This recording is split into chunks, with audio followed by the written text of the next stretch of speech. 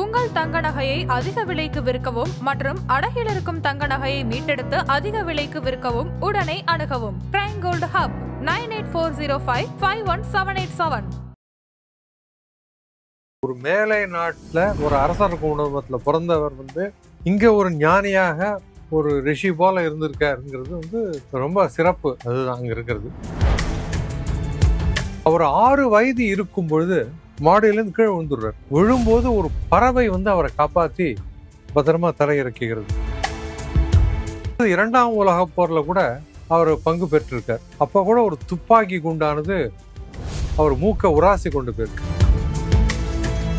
அவருக்கு பாடம் எடுத்தவர் தத்துவியல் சர்வேப்பள்ளி ராதாகிருஷ்ணன், இந்தியாவினுடைய 2வது ஜனாதிபதி. அவருடைய நட்பின் காரணமாக என்ன பண்றாருன்னா, அவர் ஒரு குகையை கூட்டு போறார். அவர் அல்மோரான்னு ஒரு இடம் இருக்கு. அதுக்கு பக்கத்துல தான் பாபாஜி, மகாவதார் பாபாஜி குகை இருக்கு. ஆதன ஆன்மீகம் நேயர்களுக்கு ஷாம்லாவின் அன்பு கலந்த வணக்கங்கள். நம்ம ஆதன ஆன்மீகத்துல ஆன்மீகம் சம்பந்தப்பட்ட பல கேள்விகளுக்குமே தினந்தோறும் ஒவ்வொரு வகைகள்ல பதில்களை பார்த்துக்கிட்டு இருக்கோம். அந்த வகையில நம்மளுடைய சேனல்ல தொடர்ந்து நிறைய ஆன்மீக பதிவுகளை கொடுத்துக்கிட்டு இருக்கக்கூடிய வானிலை அறிக்கை ரமணன் சார் தான் இன்னைக்கு நம்ம கூட இணைஞ்சிருக்காரு. இன்னைக்கும் நிறைய விஷயங்களை கேட்டு தெரிஞ்சுக்க போறோம். வணக்கம் சார். வணக்கம்மா. எப்படி இருக்கீங்க? நலமா இருக்கேன். ஏற்கனவே நம்ம நிறைய சித்தர்களை பத்தி பேசியிருந்தோம். ஒவ்வொரு வீடியோக்குமே நம்மளுடைய மக்கள் கிட்ட இருந்து நல்ல ரெஸ்பான்ஸ் கிடைச்சிருந்தது. நீங்க அந்த வீடியோல பாத்திருந்தீங்களா? சமயத்துல பார்த்தேன், ரொம்ப நல்லா இருந்தது. இப்போ இன்னைக்கு என்ன, யார பத்தி பேச போறோம், என்ன பத்தி பேச போறோம்? இன்றைக்கு நாம சிந்திக்க இருக்கக்கூடிய ஞானி ஸ்வீடன் நாட்டை சேர்ந்தவர் ரமணகிரி சுவாமிகள். நீங்க ரமணகிரி சுவாமிகள் அப்படின்னும் போது உங்களுக்கு ஞாபகம் வரக்கூடிய விஷயங்கள்லாம் என்னென்ன சார் இருக்கு? ஏன்னா அவருடைய சமாதி இருக்கிறது குற்றாடமட்டின்னு ஒரு இடம். அது இந்த திண்டுக்கல் பக்கத்துல இருக்கிற சிறுமலை அடிவாரத்துல இருக்கு. அங்க ஒரு நீர்வீழ்ச்சி கூட பக்கத்துல இருக்கு. நான் அந்த நிறைய பேர் நீர்வீழ்ச்சிக்கு போயிருந்தாங்க. நம்ம இந்த இவருடைய சமாதி பார்க்கணுன்ட்டு அங்கே போனேன். 2 முறையும் எனக்கு ரொம்ப அருமையா இருந்தது தரிசனங்கள். ரொம்ப சந்தோஷமாகவும் இருந்தது. உங்களுக்கு ரமணகிரியை பத்தி தெரிஞ்ச பிறகு ஒரு சில விஷயங்கள் அவரை பத்தி தெரிய வரும் இல்லையா? அதுக்கப்புறம் அங்க அந்த சமாதிக்கு போய் பார்த்திருப்பீங்க இல்லையா? அந்த விஷயங்களும் இந்த விஷயங்களும் எப்படி இருந்தது சார் உங்களுக்கு?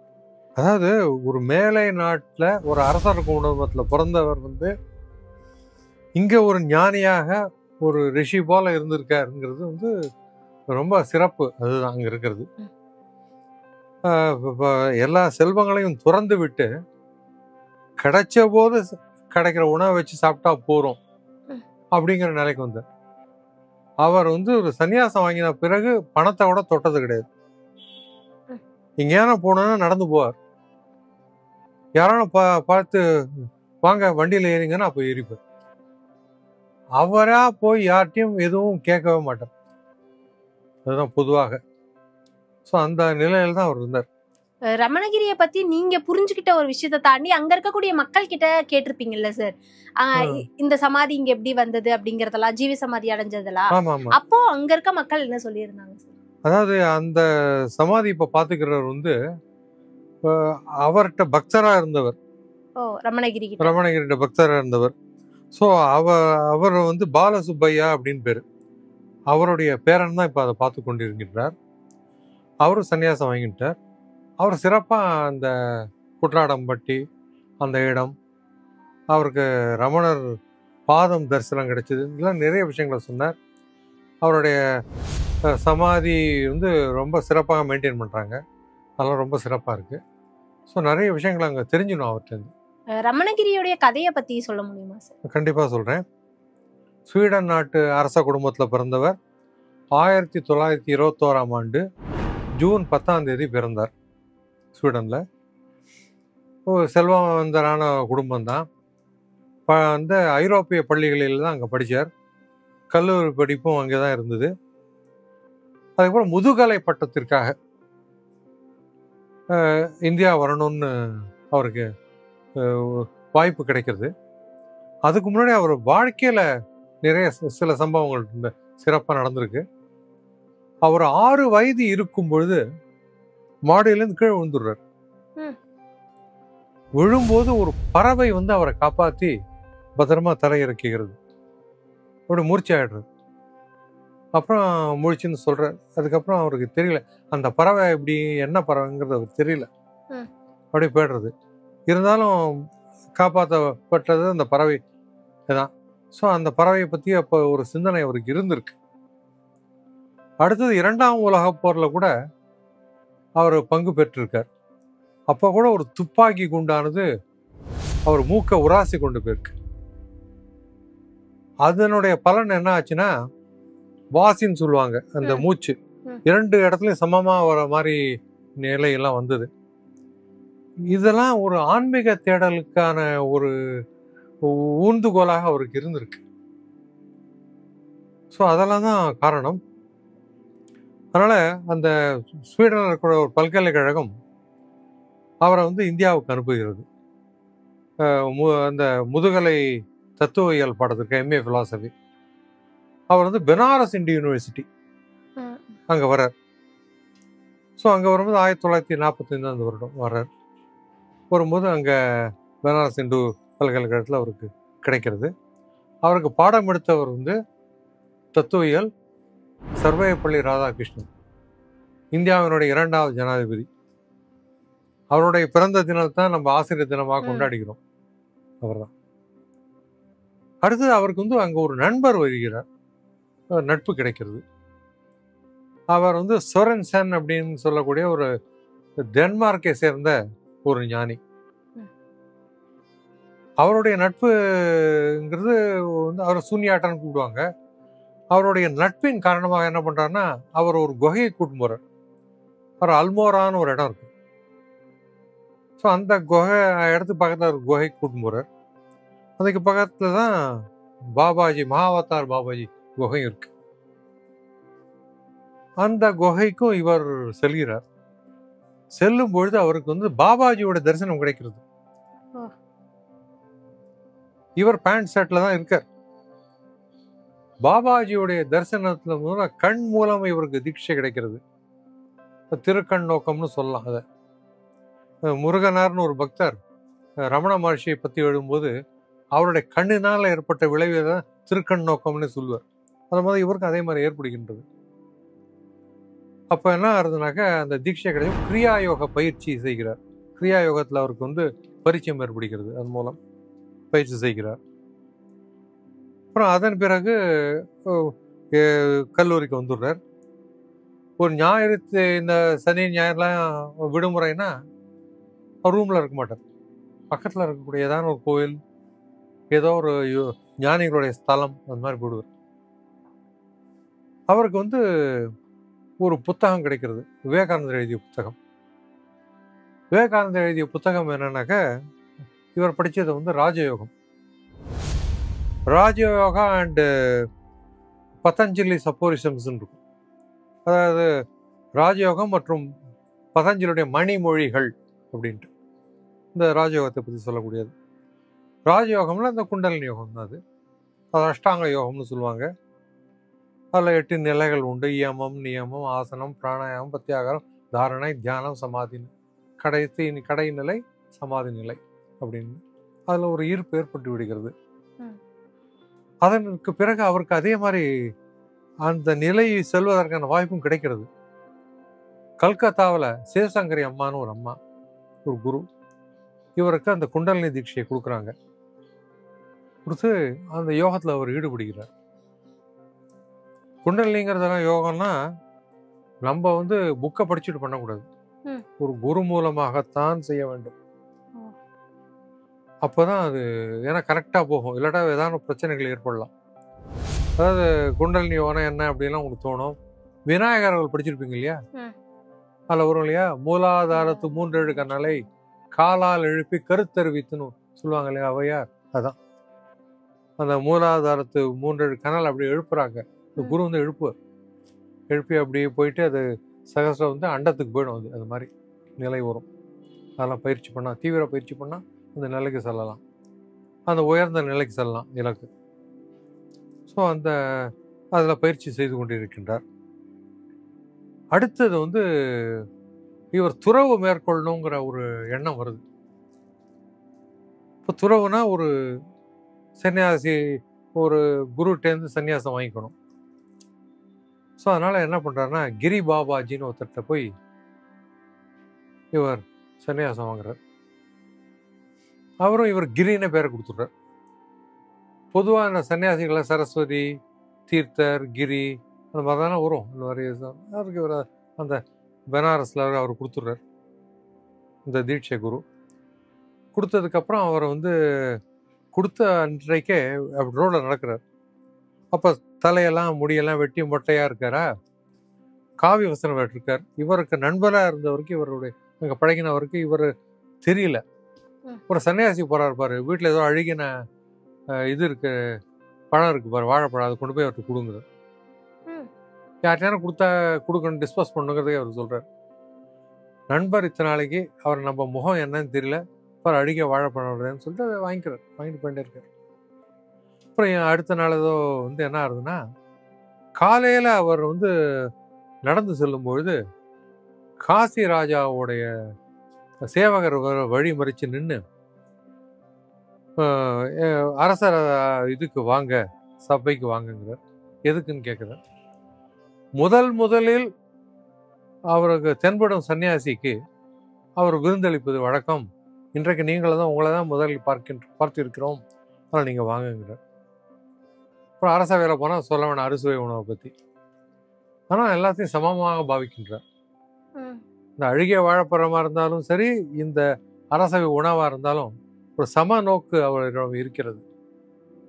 அடுத்து இவர் குரு சொல்லியிருக்கார், யாரிடம் எதுவும் கேட்காது, உனக்கு வேணும்னா தானா வரும் அப்படின்னு அவனுக்கு சொல்லிடுறாரு. அந்த நோக்கில் எப்படி போயிட்டுருக்கார். ஸோ அதனால 3 குரு ஆயிடுறது. அடுத்து ஒரு 4ஆவதாக ஒரு குரு வரப்போகிறார். அது குரு வரத்துக்கு முன்னாடி உங்களுக்கு வந்து இந்த அடுத்தது வந்து ஞானத்துக்காக போறார். அது ஞான யோகம். இந்த யோகங்கள்லாம் என்ன அப்படின்னு உங்களுக்கு தோணும். அப்ப நீங்க பார்க்க வேண்டியதுன்னா, இந்த ராமகிருஷ்ணா மடத்தினுடைய லட்சணை சிம்பல் பார்த்துருக்கீங்களோ?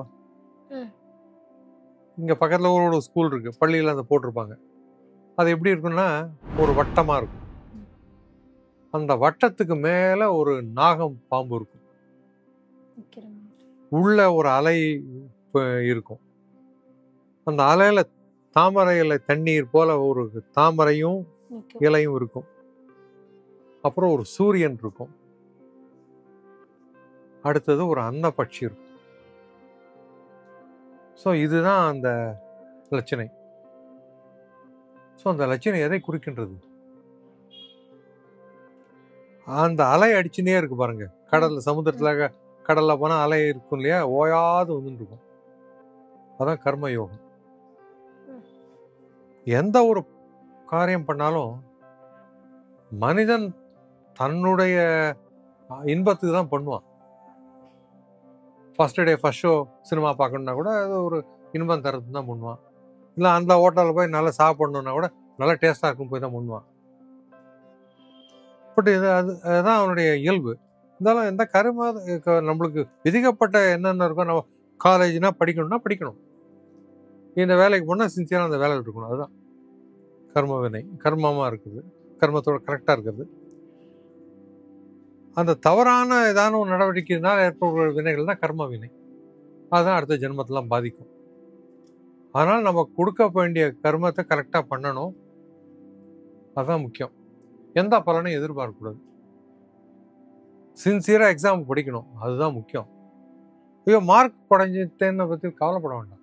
அது குறைஞ்சிட்டு போகிறது, அடுத்து என்னன்னு பார்க்கணும், அவ்வளோதான். ஸோ அதான் சின்சியரிட்டி இருக்கணும், அதுதான் முக்கியம். ஸோ எந்த பலனை எதிர்பார்க்காத செய்யக்கூடியதான் கர்மம். அடுத்தது பக்தி. அது வந்து அந்த தாமரை இதழ், அந்த இலையெல்லாம் அது காட்டுறது, அந்த பக்தியை தான் காட்டுறது. கடவுள்கிட்ட சரண்டர் ஆகிறத தான் காட்டுறது.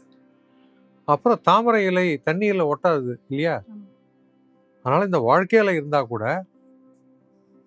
இந்த சூழலில் ஒட்டாத இறைவனிடமே நம்ம எண்ணங்கள் இருக்க வேண்டும். ஸோ அதுதான் குறிக்கிறது.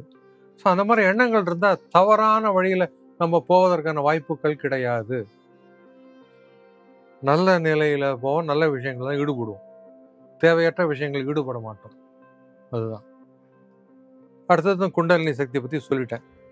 மூலாதாரத்து 3 நிலை எழுப்புறதெல்லாம். ஸோ அது வந்து ராஜயோகம். அடுத்தது ஞான யோகம். இந்த ஞான யோகம் வந்து விசாரம் பண்றது, நான் யார் என்று. ஸோ அந்த விசாரங்கிறது தான் எப்படி பண்றதுங்கிறது தான். இப்போ இது என்ன, இதெல்லாம் பார்த்துட்டு இருக்கீங்க இல்லையா? இங்க இந்த டேபிள் இருக்கு, இது இருக்கு, இது இருக்கு. ஸோ அதனால இதெல்லாம் பார்க்குறீங்க. இது உண்மைன்னு தோன்றது இல்லையா உங்களுக்கு? Correct, fine. நீங்க தூங்க போங்க. தூங்கும்போது கனவு வரும். அப்போ பசி எடுத்ததுன்னா கனவுலக உணவு தான் உங்களுக்கு அந்த பசியை தீர்க்கும். அதே மாதிரி கனவுலக தண்ணீர் தான் உங்களுக்கு வந்து ஒரு தாகம் எடுத்தாலும் தீர்க்கும். அப்பொழுது இந்த உலகம் பொய். அப்போ கனவுதான் மெய். ஆழ்ந்த உறக்கம் வரும்பொழுது கனவும் பொய், இந்த உலகமும் பொய். அப்பொழுது நான் சியாமளாங்கிற எண்ணம் எங்க போறது? அதை நீங்க கண்டுபிடிக்கணும். திடீர்னு இருந்தா கூட இன்னும் ஒரு 2 hour 3 hour தூங்கலாங்கிற ஒன்றும் கேட்ட போறது இல்லை. தூங்கணுங்கிற ஆசை வருது இல்லையா? இப்போ ஏன்னா அது இன்பம் வர்றதுனால. ஆனால் தூங்கி எழுந்த விட அந்த இன்பம் போய்டுறது. அந்த இன்பம் நிலைத்திருக்கணும் அப்படின்னாக்க தூங்கும் போது உங்களுடைய அந்த ஆன்மா நான்கிறது எங்க போறதுன்னு கண்டுபிடிச்சிட்டீங்கன்னு வச்சுக்கோங்க, தூங்கி எழுந்த உடனும் அந்த இன்பம் நிலைத்திருக்கும். அதுதான். ஸோ அதை தேடிதான் அவர் அடுத்த பயணம் ஆரம்பிக்கிறது. அதனால அப்படியே தென்னகத்தில் பயணம் பண்றார். தென்னகத்தில் பயணம் பண்ணும்போது அவருக்கு சொல்லப்படுறதுன்னா 2 பேரை பத்தி சொல்றாங்க. ஒன்று, அப்போ அரவிந்தர் பாண்டிச்சேரியில் இருந்தார். அவர் உலகத்தில் எல்லாருக்கும் தெரியும். ஏன்னா அவர் ஆக்ஸ்போர்ட் பல்கலைக்கழகத்தில் படித்தவர், நிறைய ஆங்கிலத்தில் புத்தகங்கள்லாம் எழுதியிருக்கார். அதெல்லாம். அடுத்த வந்து ஒரு ஞானிங்கிறவர் ரமண மகர்ஷி. அவரை பற்றி அதிகம் தெரியாது. இந்த ரயிலில் ஒரு ரயில் நண்பர் பேசும்போது 2 ஃப்ரெண்ட் ஆகிடுவோம் இல்லையா? அந்த ரயில் நண்பர் ஸ்நேகம் என்ன சொல்றதுன்னா, ரயில் ஸ்நேகம், திருவண்ணாமலைக்கு தான் போறீங்க, ரமணரை பார்க்கக்கூடாதான்னு கேட்குறது. அப்படியா, சரி நான் பார்க்குறேன் அப்படின்ட்டு போகிறார். அங்கே போய் ரமணாசிரமத்துக்கு போகிறார். போனவுடனே அவங்க என்ன பண்ணுறாங்கன்னா, அவர் ஆங்கில ஸ்வீடன் நாட்டுக்காரர் வந்திருக்காரு. ஸ்வீடன் வெளிநாட்டுக்காரர் வந்திருக்கார். அவருக்கு 3 நாள் தங்கத்துக்கு இடம் கொடுன்னு ரமணர் சொல்றார் அவரோட தொண்டர்கிட்ட, இவரை பார்ப்பதற்கு முன்பே. அதன் பிறகு இவருக்கு வந்து ஒரு அறை ஒதுக்கப்பட்டது. அந்த அறையில் தங்குறார். ரமணரோட பார்க்கக்கூடிய பாக்கியமும் அவர் கிடைக்கிறது 3ஆவது நாள். அவர்கிட்ட வந்து இவருக்கு நிறைய சந்தேகங்கள் கேட்கிறார். ரமண ஸ்வீடிஷ் மொழியிலேயே அவருக்கு பதில் சொல்றார். அதான் எனக்கு ஒரு சிறப்பு. அதுக்கப்புறம் அதெல்லாம் தெளிந்த பிறகு 1949 வருடம் சிவராத்திரி அன்று இவருக்கு ஞானம் கிடைக்கிறது. ஞானம்னா என்ன? நான் இந்த உடல் அல்ல, ஆத்மா அப்படிங்கிற ஞானம் கிடைக்கிறது. அந்த ஞானம் அடைஞ்ச பிறகு மனம்னு இருக்காது, எண்ணம் இருக்காது, எதுவும் இருக்காது. எல்லாம் அப்படியே பக்கத்தில் இருக்கலாம், அப்படியே சாட்சி மாத்திரம் பார்த்துட்டு இருப்போம், அவ்வளோதான். ஸோ அந்த நிலைக்கு வந்து விடுகிறார். அதுக்கப்புறம் திருப்பி ரமணர் 1950 அடுத்த வருடமே அவர் உடல் வந்து அந்த சர்க்கோமாங்கிறது அதனால ஏற்படுறது பிரச்சனை. அந்த டைமில் நிறைய பேர் அவர்கிட்ட ரமணர்கிட்ட சொல்லியிருக்காங்க, நீங்கள் உங்கள் உடலை சரி பண்ணிக்கணுன்ட்டு. அவரை அதை பற்றி கவலைப்பட்டதில்லை. அவர் தன்னுடைய தமக்கேட்டே சொல்லிடுறார். இந்த மாதிரி கேட்கும்போது எல்லாரும் பக்தர்களும் இப்படி சொல்கிறாங்க, நீங்கள் நினச்சா சரியாயிடுமா அப்படின்ட்டு. இப்போ ரமணர் சொல்கிறார், முதல்ல எனக்கு ஒரு உடம்பு இருக்குன்னு நான் நினச்சிக்கணும், அதன் பிறகு எனக்கு ஒரு கை இருக்குன்னு நினச்சிக்கணும், அந்த கையில் இந்த இடத்துல ஏதோ பிரச்சனை இருக்குன்னு நினச்சிக்கணும், அது சரியாகணும்னு நினச்சிக்கணும். இதெல்லாம் எப்படி நினச்சிக்கிறது? எண்ணம்ங்கிறதே ஒன்று இல்லையே, மனம்னு ஒன்று இல்லையே, நான் எவ்வாறு நினைத்துக் கொள்வேன் அப்படிங்கிறது. அதான் அவருடைய நிலை. அப்புறம் 1950 அவர் விதேக முக்தி அடைந்து விடுகிறார். இவரும் அந்த டைமில் இருக்கார். இருந்துட்டு அதுக்கப்புறம் திருப்பியும் வடக்கு போகலான்னு போகும்போது சென்னைக்கு வருகிறார். சென்னையில் பீச்சில் போய் திருவான்மியூர் பீச்சில் போய் உட்காந்துட்டு யார்ட்டையும் யாசம் கேட்கல. அவரோட ஒரு நண்பரும் இருக்கார். என்னுடைய இன்னொரு நண்பர் வந்து ரமணர் பக்தர். அவர் என்ன சொல்கிறாருன்னா, அவரோட இருந்தவர் வந்து பாலக்காட்டில் ரமண பக்தராக இருந்த சுரேஸ்வரானந்தா அப்படின்னு சொல்கிறார். அப்போ வந்து யாரோ ஒருத்தர் வந்து இவருக்கு வந்து ஒரு குடிசமோல இது மாதிரி கட்டி கொடுக்குறாரு அந்த தங்குறதுக்கு. உணமாட்டுக்கு வருது, யார்கிட்டையும் எதுவும் கேட்கல. அதே மாதிரி ரமணர்கிட்ட பார்க்கும்போது ரமணரே இவருக்கு என்ன பண்ணியிருக்காருன்னா, யார்ட்டையும் உணவு கேட்க வேண்டாம்னு சொல்லி ஒரு தேங்காய் ஓட்டில் பண்ணக்கூடிய ஒரு உணவு, ஒரு பொருளை கொடுக்குற பாத்திரம் மாதிரி இருக்குது, அந்த கொட்டாங்கச்சியில் பண்ண பாத்திரம். அதுலேயே அவருக்கு உணவு வந்துடும். அந்த மாதிரி ஆசிரமத்துலேயும் உணவு வரும். ஸோ அதனால் அதுதான் யார்ட்டையும் எதுவும் யாசகம் கேட்டதில்லை. அதன் பிறகு என்ன பண்ணுறாருன்னா, தெற்கு நோக்கி பயணிக்கலாம் அப்படிங்கிற ஒரு எண்ணம் தோன்றுகிறது. அப்படியே கன்னியாகுமரி அப்படிலாம் பெண் இருக்கார். அந்த வழியாக அப்படியே போகலான்னு போது மதுரை கிட்ட போகிறார். எந்த இடத்துல நம்ம இருந்து கடைசி நாட்கள்லாம் கழிக்கலாங்கிற ஒரு எண்ணங்கள் வருது அவருக்கு. ஆனால் உடல்நிலையிலையும் பாதிப்பு இருக்கு அவருக்கு. ஸோ அதனால் அதை பற்றி அவர் கவலைப்படல. ஏன்னா அந்த ஞான நிலைக்கு வந்துட்டார் இல்லையா, அதனால் தான் உண்டு பூஜை உண்டு அப்படின்னு இருக்கக்கூடியவர் அவர். அப்புறம் என்ன பண்ணுறாருன்னா, இந்த திண்டுக்கல் பக்கத்தில் இருக்கிற குட்லாடம்பட்டின்னு ஒரு இடம் இருக்கு. அதுக்கு எப்படி போகணுன்னா, மதுரையிலேருந்து போகணுன்னாக்கா வாடிப்பட்டிக்கு வரும் இடையில. திண்டுக்கல்லேருந்து மதுரை போகணுன்னாக்கா வாடிப்பட்டி வரும். இந்த வாடிப்பட்டி பக்கத்தில் அப்படியே வலது பக்கம் திரும்பி உள்ளே போனால் அப்படியே இந்த குட்லாடம்பட்டிக்கு போயிடலாம். அங்கே ஒரு நீர்வீழ்ச்சியும் உண்டு.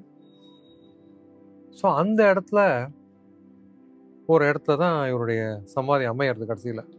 காரணம் எந்த இடத்துல சமாதி அமையிற அப்படின்னு பார்த்துட்டு இருக்கும்போது இவருக்கு வந்து அங்கே மதுரைக்கு செல்லும்போது ஒரு நட்பு ஏற்படுகிறது. பாலசுப்பையான்னு ஒரு ஜவுளி கடை நடத்திட்டு இருக்கார். அவர் வந்து இவருக்கு ஒரு அணுக்க தொன்றாகி இவரோட உரையாடுவார் நிறைய விஷயங்களை, நல்ல ஆன்மீக உயர்ந்த விஷயங்கள் தான். அப்போ என்ன பண்ணுறாருன்னா, ஒரு இடத்த பார்த்தபோது இந்த இடம் பிடிச்சிருக்கு அப்படிங்கிறது. காரணம் என்னன்னா, அவருக்கு வந்து ரமணனுடைய பாதம் அங்கே தென்படுகிறது ஒரு மரத்தின் கீழே. அந்த இடத்து பேரை ரமண பாதம்னு வச்சுட்டாங்க. ஸோ அந்த மரத்தின் கீழே தென்படுகிறது. அது இந்த இடம் நல்லா இருக்குங்கிற. அதன் பிறகு அவர் பேர்லேயே, அந்த ரமணகிரி பேர்லேயே ஒரு கிரயம் செய்யப்பட்டு அங்கே ஆசிரமம் வருது.